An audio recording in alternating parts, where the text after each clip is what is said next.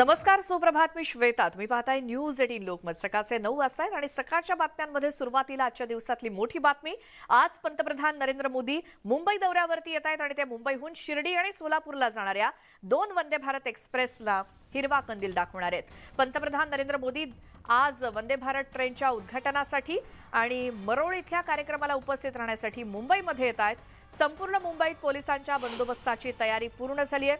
पंतप्रधान मोदींच्या स्वागतासाठी मुंबई पोलीस सुरक्षेच्या दृष्टीने सज्ज आहेत आणि मुंबईच्या वाहतुकीमध्ये आज काही बदल सुद्धा करण्यात आलेत.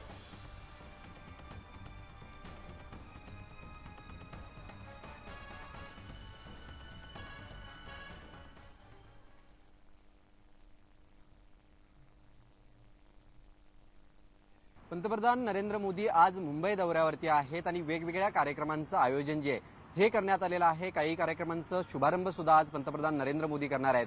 याच्यातीलच एक महत्त्वाचा कार्यक्रम म्हणजे वंदे भारत एक्सप्रेसचा शुभारंभ जो आहे हा केला जाणार आहे. CSMT स्थानकावरील 18 नंबर प्लॅटफॉर्मवरती हा शुभारंभ केला जाणार आहे. आत्ता आपण CSMT स्थानकाच्या बाहेर आहोत. या ठिकाणची जर आपण दृश्य पाहायला गेलं तर पंतप्रधान नरेंद्र मोदी यांच्या स्वागतासाठी जय्यत अशी तयारी जी आहे ही करण्यात आलेली आहे.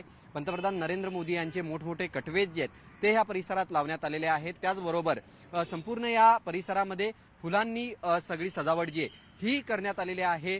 पंतप्रधान नरेंद्र मोदी यांच्या सुरक्षेमध्ये कुठच्याही प्रकारची कमतरता राहू नये याच्यासाठी जवळपास 2000 पोलीस जे आहेत हे तैनात करण्यात आलेले आहेत. मी एकंदरीत जर आज आपण पाहायला गेलं तर जो महत्त्वाचा शुभारंभ आहे तो म्हणजे वंदे भारत एक्सप्रेसला हिरवा झेंडा जो आहे हा पंतप्रधान नरेंद्र मोदी दाखवणार आहेत. हा सगळा परिसर जर आपण पाहायला गेला तर फुलांनी जो आहे हा सुशोभित करण्यात आलेला आहे. साधारणतः 3च्या दरम्यान पंतप्रधान नरेंद्र मोदी जे आहेत हे CSMT स्थानकावरती पोहोचतील. त्या अनुषंगानं वाहतुकीमध्ये सुद्धा बरेचसे बदल जे आहेत हे करण्यात आलेले आहेत. कारण का पंतप्रधान नरेंद्र मोदी ज्या रस्त्यांनी प्रवास करणार आहेत त्या ठिकाणी वाहतुकीचे नियम वाहतुकीचे बदल जे आहेत हे करण्यात आलेले आहेत. ईस्टर्न फ्री वे मार्गावरची वाहतूक बंद करून ती DN रोड आणि JJ ब्रिजने वाहतूक जी आहे ही वळवण्यात आलेली आहे. Video journalist Sandeep पवारसह Vishal Patil, news 18 Lokmat, Mumbai. आजपासून राज्यामध्ये 2 नवीन वंदे भारत एक्सप्रेस धावणार आहेत आणि या एक्सप्रेसचा एक टीजर रेल्वे मंत्री अश्विनी वैष्णव यांनी जारी केलाय.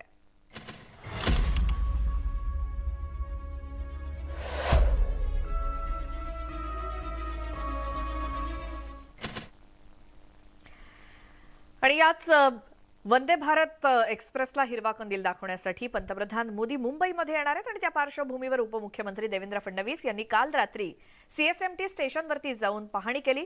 प्लॅटफॉर्म क्रमांक 18 वरती जाऊन फडणवीस हे पाहणी करत होते काल. कारण आज पंतप्रधान मोदींच्या हस्ते वंदे भारत ट्रेनला हिरवा कंदील दाखवला जाणार आहे याच ठिकाणी आणि म्हणूनच देवेंद्र फडणवीसांनी काल तिथे जाऊन पाहणी केली.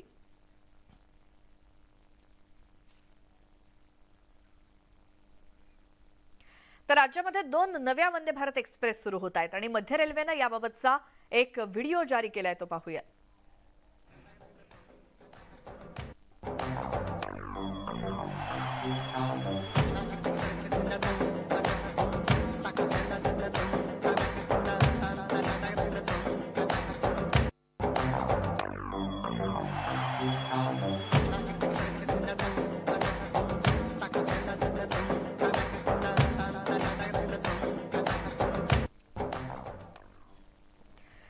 यानंतर या बुलेटिनमध्ये आपण राज्यातल्या काही महत्त्वाच्या टॉप 18 न्यूज पाहूयात.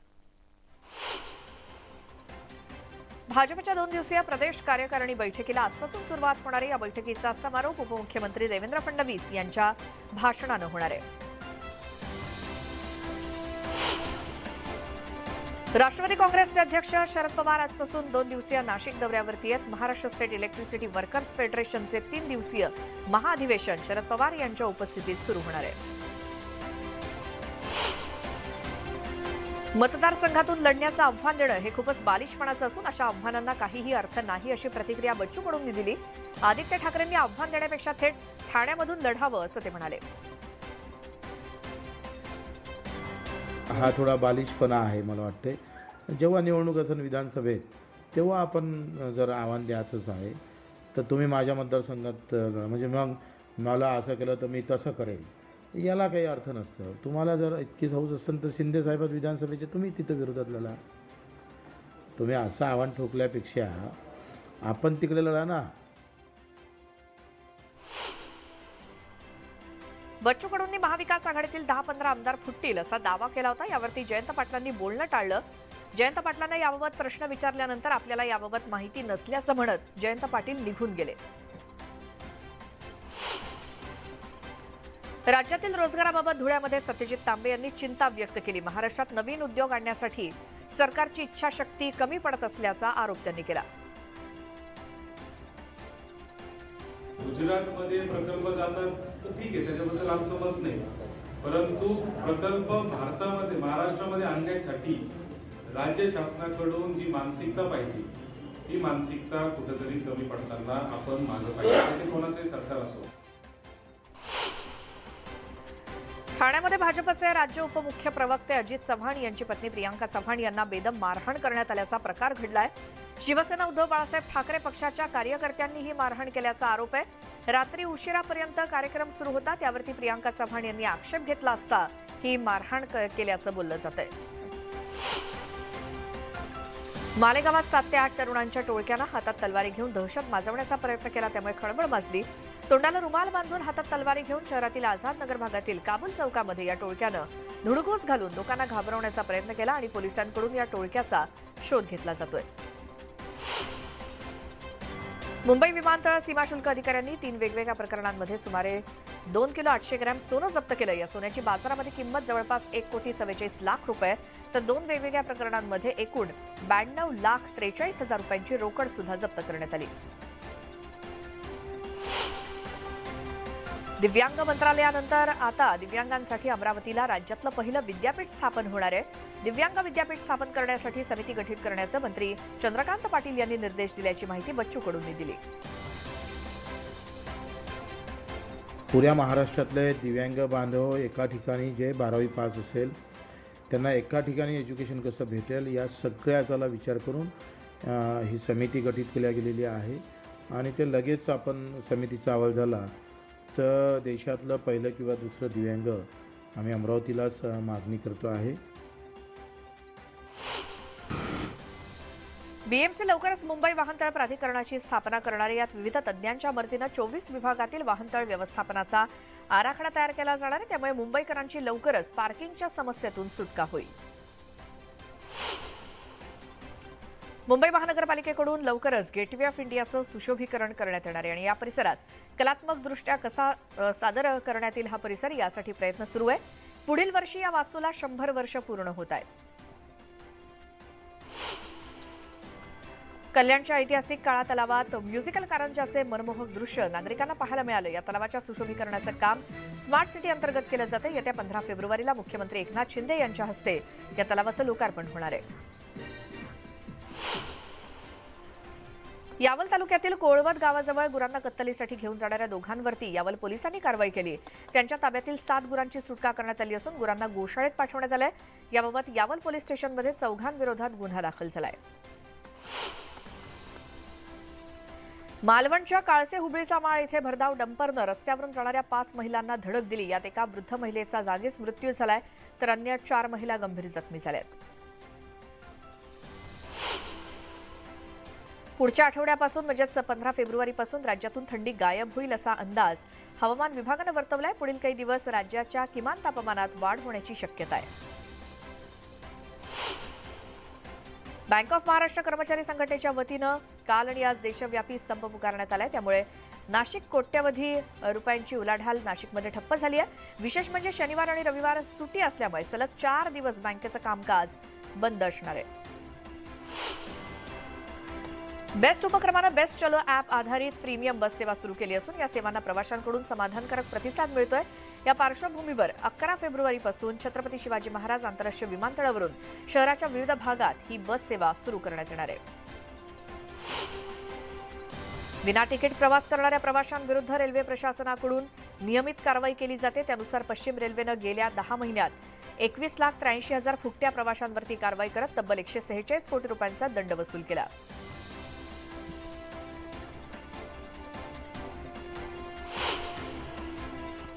यानंतर एक मोठी बातमी पुण्यातून पाहूयात. पुण्यातल्या कसब्याच्या रणांगणामध्ये मुख्यमंत्री सुद्धा उतरणार आहेत। या प्रचाराच्या शेवटच्या टप्प्यामध्ये मुख्यमंत्री एकनाथ शिंदे जंगी प्रचार सभा घेणार असून त्या प्रचार सभेची तारीख आणि वेळ लवकरच निश्चित केली जाईल। कसब्याच्या भाजपच्या मदतीला बाळासाहेबांची शिवसेना सुद्धा मैदानात उतरणार आहे आणि शिंदे पक्षाचे सचिव किरण माळी यांनी तशी माहिती दिली।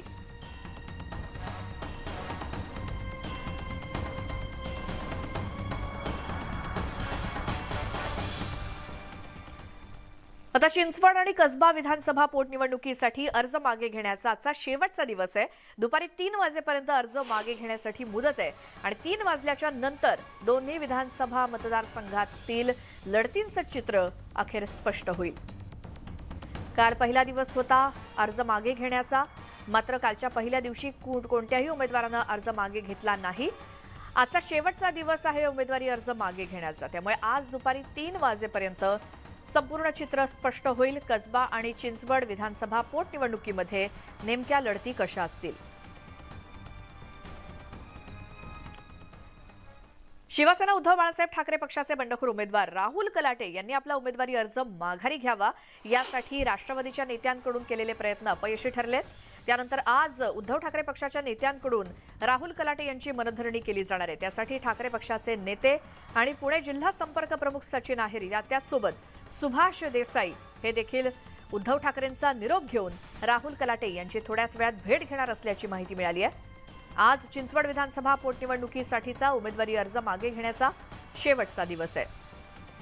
गोविंद वाकडे आमचे प्रतिनिधी आपल्या सोबत आहेत। गोविंद, राहुल कलाटे यांची मनधरणी करण्याचा आतापर्यंत कोणी कोणी प्रयत्न केला आणि आता आणखी कोण येणार आहे? श्वेता, खरं तर भाजपचे नेते असतील, त्याचबरोबर राष्ट्रवादीचे स्थानिक नेते आणि अर्थातच अजित पवार यांनी सुद्धा राहुल कलाटे यांनी आपला उमेदवारी अर्ज घ्यावा यासाठी म्हणून प्रयत्न केले होते। मात्र राष्ट्रवादी भाजपच्या नेत्यांचे प्रयत्न असफल ठरल्यानंतर आता शिवसेना नेते जे आहेत ते थोड्याच वेळात राहुल कलाटे यांची भेट घेणार आहेत। थेट उद्धव ठाकरे यांचा निरोप घेऊन ते येणार असल्याची माहिती मिळते। आज शेवटचा दिवस आहे आणि जर राहुल कलाटेंनी आपला उमेदवारी अर्ज मागे घेतला नाही तर इथे तिरंगी लढत होऊ शकते आणि त्यामुळे मताचं विभाजन होऊ शकते आणि त्याचा फटका महाविकास आघाडीला बसू शकतो, हे अगदी स्पष्ट आहे। आणि त्यामुळे मोठ्या प्रमाणावर प्रयत्न केले जातात की राहुल कलाटेंनी आपला उमेदवारी अर्ज मागे घ्यावा। मात्र राहुल कलाटेंशी आपलं बोलणं झालं त्यावेळेस त्यांनी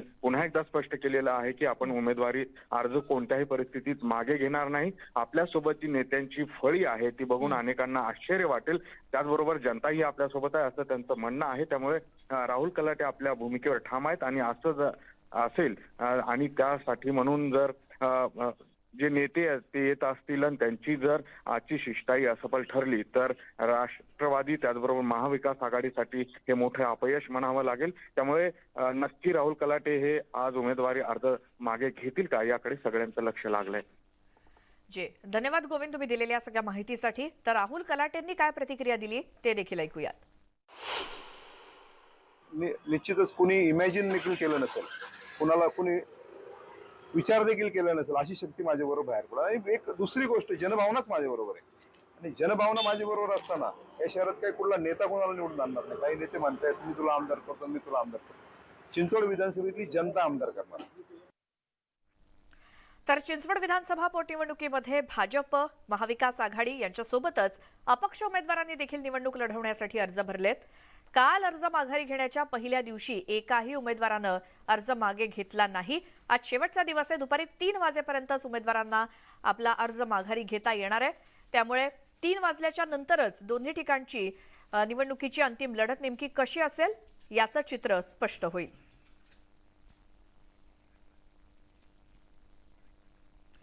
आता पुढची बातमी आहे ओबीसी आरक्षणाप्रकरणी सुप्रीम कोर्टामध्ये आता 14 मार्चला सुनावणी होणार आहे। सुप्रीम कोर्टाचे संकेतस्थळावरती तारीख जाहीर झाली आहे। गेल्या सुनावणीमध्ये सुप्रीम कोर्टानं लवकर सुनावणी घेण्याचं मान्य केलेलं होतं। आता नवी तारीख जी जाहीर करण्यात आली आहे ती संकेतस्थळावरून 14 मार्च ही तारीख कळतेय। ओबीसी आरक्षणाप्रकरणी सुप्रीम कोर्टातली पुढची सुनावणी 14 मार्चला होणार आहे आणि तशी तारीखच सुप्रीम कोर्टाच्या संकेतस्थळावरून जाहीर करण्यात आली। गेल्या सुनावणीमध्ये सुप्रीम कोर्टानं लवकर सुनावणी घेण्याचं मान्य केलेलं होतं, मात्र आता जी तारीख कळतेय ती 14 मार्च कळतेय ओबीसी आरक्षणासंदर्भात। सुप्रीम कोर्टातली पुढची सुनावणी 14 मार्चला. आमचे प्रतिनिधी प्रशांत लीला रामदास नवी दिल्लीहून आपल्यासोबत फोनलाईन वरती आहेत. प्रशांत, आता पुढची सुनावणी 14 मार्चला होणार आहे असं कळतंय. काय याची पार्श्वभूमी सांगाल? महत्वाचं म्हणजे याच आठवड्यामध्ये ओबीसीच्या आरक्षण प्रकरणी सुप्रीम कोर्टात सुनावणी झाली होती आणि दिवसभर या संदर्भात जी याचिका जी सूचीबद्ध त्या दिवशी होती ती 4 क्रमांकाची होती. पण दिवसभर सुनावणी झाल्यानंतर या याचिकेचा क्रमांक येऊ शकला नाही. त्यानंतर अर्जंट याच्यावरती प्रशांत, धन्यवाद या सगळ्या माहितीसाठी. मात्र सुप्रीम कोर्टामध्ये 14 मार्चला पुढची सुनावणी ओबीसी आरक्षणासंदर्भातली होणार आहे, ही आत्ताच्या घडीची सगळ्यात मोठी बातमी. मालेगावात एक मोठी बातमी आहे. महानगरपालिका गेटवरती सुरक्षा रक्षकासोबत एमआयएमचे आमदार मुफ्ती इस्माईल यांची बाचाबाची झाली. सुरक्षा रक्षकांना अडवल्यामुळे मुफ्ती इस्माईल यांना राग अनावर झाला आणि त्यांनी सुरक्षा रक्षकासोबत हुज्जत घातली. त्यांनी सुरक्षा रक्षकावरती हात उचलण्याचा देखील प्रयत्न केला. मालेगावातली ही मोठी बातमी. पालिकेच्या गेटवरती झालेला हा राडा आणि या राड्याची ही दृश्य आहेत. एमआयएमचे आमदार मुफ्ती इस्माईल यांची बाचाबाची झाली महापालिका गेटवरच्या सुरक्षा रक्षकांची. बाबू शेख आमचे प्रतिनिधी आपल्यासोबत फोनलाईन वरती आहेत. बाबू, वादाचं कारण काय होतं नेमकं? प्राजक्ता, काल एमआयएमचे आमदार मुफ्ती इस्माईल हे अधिकाऱ्यांची भेट घेण्यासाठी काही तक्रारी होत्या नागरिकांच्या. त्या संदर्भात ते महापालिकेत जात असताना सुरक्षा रक्षकाने त्यांना मुख्य द्वारावर अडवलंय आणि त्यांची हे म्हणजे ओळखत नव्हतं त्यांना की हे आमदार आहे. त्यांनी विचारलं का तुमचं नाव काय, तुम्ही कुठे जाताय, कशासाठी जाताय, ही चौकशी करत असताना त्यांचा पारा चढला की तू मला ओळखत नाही का, मी आमदार आहे. तर तो म्हणे मी ओळखत नाही. याच्यावरून हुज्जत घालण्यात आली. आमदार संतापले आणि त्यांनी त्या सुरक्षा रक्षकाच्या गार्डावर हात उचलण्याचा देखील प्रयत्न केला. तेवढ्यात वरिष्ठ अधिकाऱ्यांना ही घटना समजतात. त्यांनी घटनास्थळी येऊन आमदार साहेबांची माफी मागितली, समजूत काढली, दिलगिरी व्यक्त केली आणि या वादावर पडदा टाकला. बाबू, धन्यवाद तुम्ही दिलेल्या माहितीसाठी. एमआयएमचे आमदार मुफ्ती इस्माईल यांना राग अनावर झाला आणि म्हणूनच त्यांनी पालिकेच्या गेटवरती असलेल्या सुरक्षा रक्षकांवरती हात उचलण्याचा देखील प्रयत्न केला. गडचिरोली जिल्ह्यातील खाण विरोधी आंदोलन पुन्हा पेटण्याची शक्यता आहे. आदिवासींच्या प्रखर विरोधानंतर सुद्धा सुरजागड टेकडीवरती आणखी 6 लोह खाणी सुरू होणार असल्याची माहिती मिळते. सुरजागड टेकडीवरती लोह खनिज प्रकल्पाचा विस्तार करण्यात येणार आहे आणि याच टेकडीवरती पुन्हा 6 नव्या खाणींसाठी नुकत्याच निविदा मागवण्यात आल्यामुळे स्थानिक आक्रमक झालेत. सुरजागड टेकडीवरती आदिवासींचे ठाकूरदेव, संरक्षित माडिया जमात, जंगल नष्ट होतील अशी भीती आदिवासींना वाटतेय आणि वर्षभरात हजारो कोटींचं लोह खनिज बाहेर पाठवण्यात आलंय आणि म्हणूनच आता आदिवासींचा याला प्रखर विरोध होतोय. या संदर्भात अधिक बोलूयात. आमचे प्रतिनिधी उदय तिमांडे आपल्या सोबत आहेत. गडचिरोलीमध्ये काय स्थिती आहे ज्याला विरोध केला जातोय आदिवासी जमातींकडून? उदय,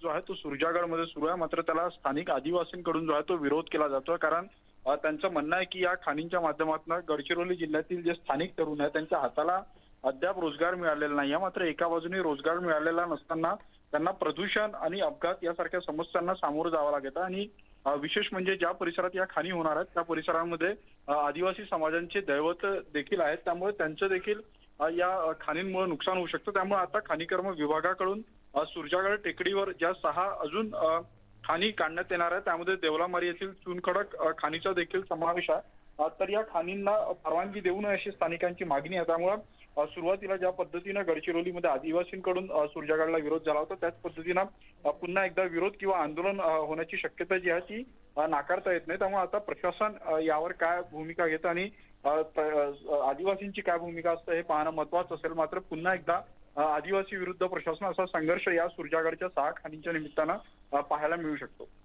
उदय, धन्यवाद या सगळ्या माहितीसाठी. सिडकोच्या नैना प्रकल्पाविरोधात पनवेलमधील शेतकरी आक्रमक झालेत आणि गावकऱ्यांनी गाव बंद आंदोलन पुकारलंय. नैना बाधित उत्कर्ष समितीच्या माध्यमातून गेल्या 9 वर्षांपासून सिडको विरोधात हा लढा दिला जातोय. मात्र सिडको शेतकऱ्यांची दिशाभूल करत असल्याचा आरोप नैना बाधित उत्कर्ष समितीनं केलाय. 12 फेब्रुवारीपासून या आंदोलनाला सुरुवात होत असून नैना प्रकल्प बाधित गावांपैकी रोज एक गाव बंद ठेवण्यात येणार आहे. आम्ही मात्र जनतेमधून राहणारे लोक आहोत, जनतेसोबत असणारे लोक आहोत. त्याच्यामुळे आम्हाला जनतेच्या हिताचं रक्षण करण्याच्या दृष्टीनं ही भूमिका घेणं गरजेचं वाटतंय. मगाशी ऍडव्होकेट सुरेश ठाकूर यांनी सांगितलं की जे येतील त्यांच्या समवेत न येतील त्यांच्या शिवाय, पण जनहिताचं रक्षण करण्याच्या दृष्टीनं हे आंदोलन अगदी निर्णायक टप्प्यावर नेण्याचा आमचा निर्धार आहे. पुढची बातमी आहे उत्तराखंडच्या जोशीमठमध्ये भूस्खलनामुळे पुन्हा एकदा नवीन तडे दिसू लागल्यामुळे लोक घाबरली आहेत. नवे तडे 5 घरांना दिसतायत आणि चामोलीचे जिल्हाधिकारी हिमांशु खुराना यांनी या भागात जाऊन घरांची पाहणी केली. ज्या घरांमध्ये क्रॅक मीटर लावलेत तिथे जुन्या तड्यांचा आकार वाढलेला आहे. मनोहरबाग वॉर्ड भागातील पीडित सूरज कपरवन यांनी सांगितलं की काही ठिकाणी तडे रुंद झालेले आहेत आणि नवीन तडे दिसल्यानंतर मुख्यमंत्री पुष्करसिंह धामी यांनी जोशीमठबाबत सचिवालयामध्ये आपत्कालीन बैठक बोलावली आणि यात आपत्ती व्यवस्थापन विभाग आणि वरिष्ठ अधिकारी सहभागी झाले होते. आंध्र प्रदेशातील श्रीहरिकोटा इथून SSLV D2 रॉकेटमधून 3 उपग्रहांचं प्रक्षेपण केलं जाणार आहे.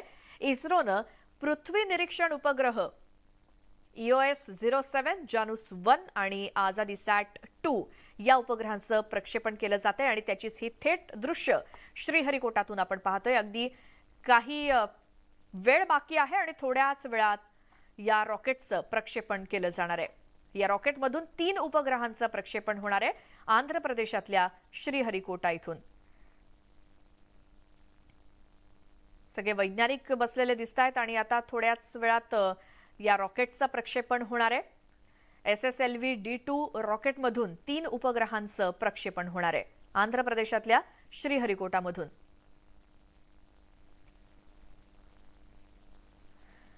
या संदर्भात आपण अधिक बोलूया. शास्त्रज्ञ अरविंद परांजपे आपल्यासोबत फोनवरून जोडले गेलेत.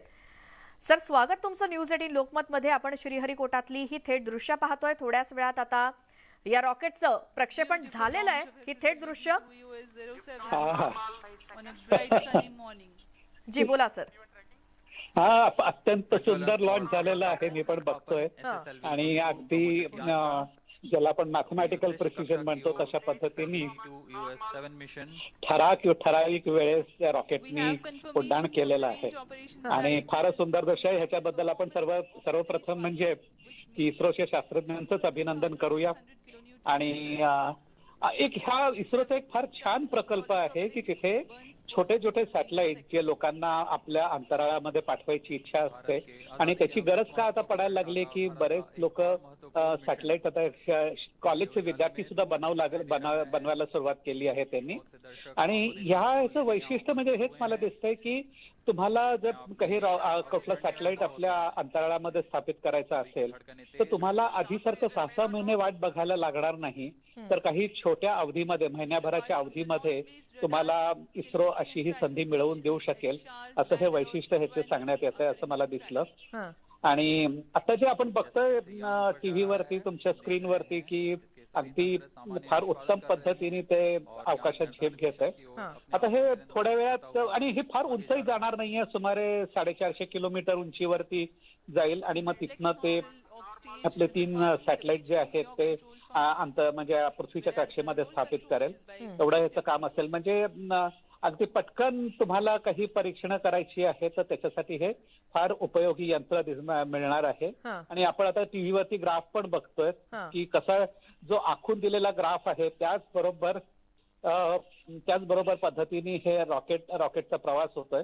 आता मला वाटतं त्याचा पहिला स्टेज वेगळा होईल आणि मग त्याच्यानंतर दुसरा म्हणजे तो थोडा खाली येऊन मग परत उंची गाठायला सुरुवात करेल. बरं सर, आणखी या रॉकेटमध्ये EOS-07, जानूस-1 आणि आझादीसॅट-2 असे 3 खरं तर आहेत लॉन्च केले जात आहेत. तर त्या तिन्ही बद्दल काय सांगाल?